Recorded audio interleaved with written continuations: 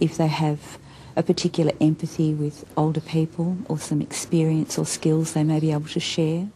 Community visitors have a very clear role definition that supports the aim that their involvement and the development of a friendship will help to address the loneliness and isolation of an individual resident. Community visitors have an interview with the CVS coordinator who will also check their references. They're asked to sign a memorandum of understanding to ensure they understand their role and boundaries. For example, community visitors are not allowed to monitor the standards of care in a home or be involved in residents' care.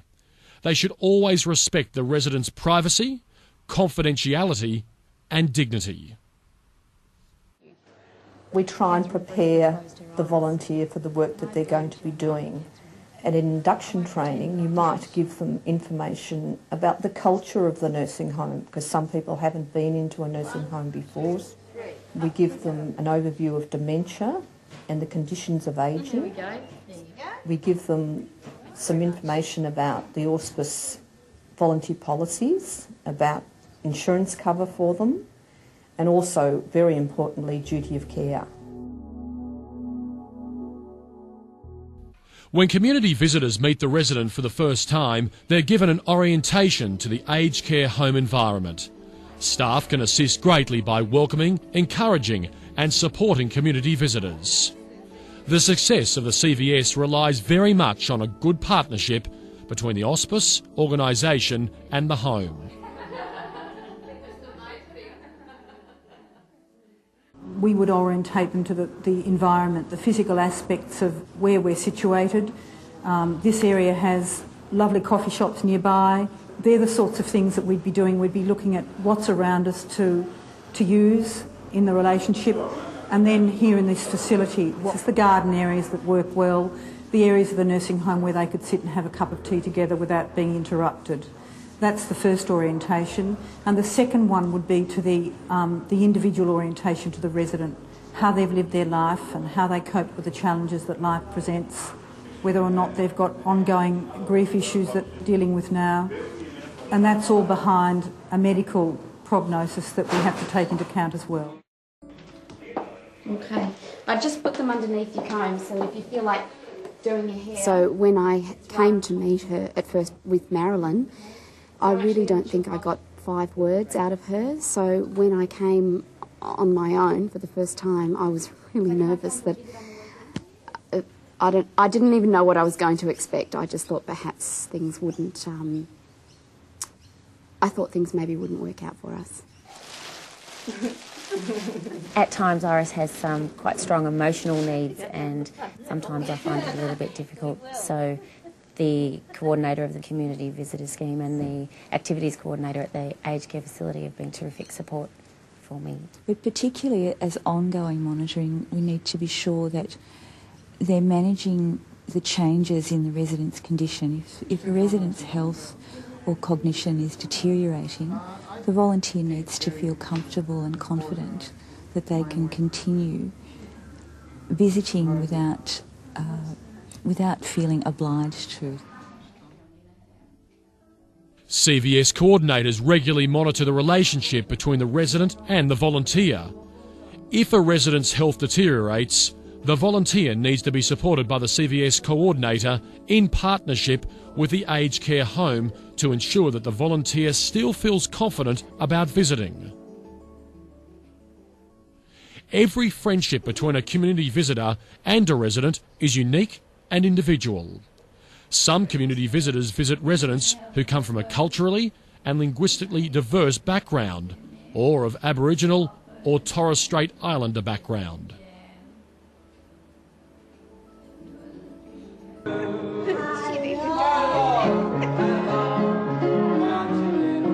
I used to be an interpreter, and when I retired I thought to myself, you know, I had nothing to do, and I like helping. That's my idea.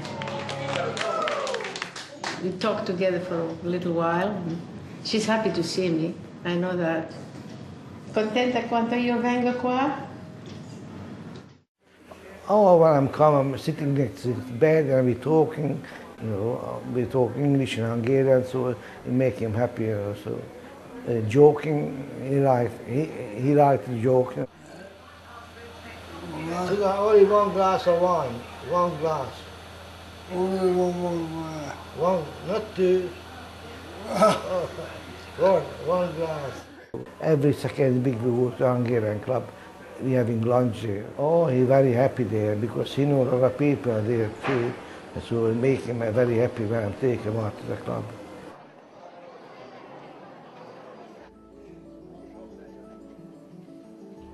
There are many reasons why a community visitor may need support, including the challenges connected with specific cultural and linguistic needs, medical conditions such as dementia, and the natural challenges of the ageing process, like deterioration in hearing or vision. Recognising and supporting a community visitor is important. When a resident becomes ill or dies, the community visitor and the hospice organisation should also be notified, just as a family member would be at this time. If a resident dies, it can be very distressing for a volunteer because they've been a special friend often to that person for many years. But sometimes in that busy period, they aren't notified about the death of the resident. And I think it's vitally important for aged care facilities staff to include them. I was visiting Lillian for nearly 2 years, and Oscar, my poodle, came with me, and we were really enjoying each other's company. I got a lot from Lillian, and I know that she enjoyed me coming because you could see the smile on her face when you walked through the door. I walked into the home this day, and the nurse said to me, who was I going to visit? She actually said to me, look, Lillian had passed away a day ago, and I felt yes, very saddened that I hadn't actually been been rang or to be informed of what had happened. Yes, in those last days of Sid's life, I regularly had calls from the nursing home. They'd let me know how he was, whether there'd been deterioration during the night, and their care and their concern for Sid as they popped in and out through the night, and their care and concern for me during that time too really touched me. And it's something that I think is very special. It's a gift I think that those people at that home have. I'd been visiting Sid for 7.5 years, and so the staff knew that we had quite a special friendship. The best thing that nursing homes can do is try to encourage the volunteers. They should really try to encourage and try to empower the volunteers. Very recently they invited me to afternoon tea for a volunteer recognition day, and we were presented with a certificate and a little present, and that was very special, made me feel really part of the team. The staff here see community visitors as a real bonus, and it's a privilege for anyone lucky enough to have one. Benefits to residents participating in the Community Visitors Scheme may include a greater feeling of well-being, an increased sense of purpose, and reduced feelings of isolation. For both residents and community visitors, their lives are enhanced by the warmth and support that a one-to-one visit brings.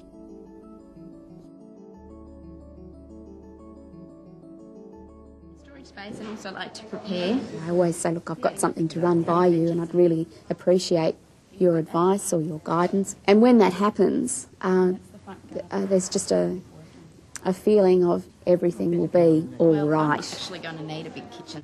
Being needed, I guess, that works both ways. We might say that the volunteer is the one who's needed, but the resident can also feel that they're needed as part of this relationship, and I think that's very important too.